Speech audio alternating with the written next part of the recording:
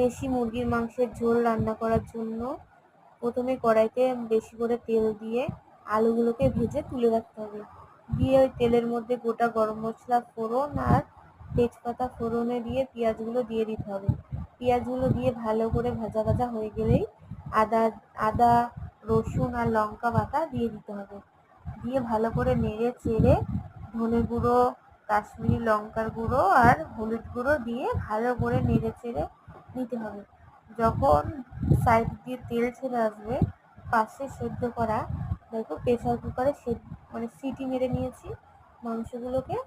দিয়ে এবার ওই মাংসগুলোকে তুলে তুলে এরকম সিটি মেরে নিয়েছি, এগুলোকে এখন তুলে নিয়ে ওই মশলার মধ্যে দিয়ে ভালো করে কষিয়ে নিতে হবে।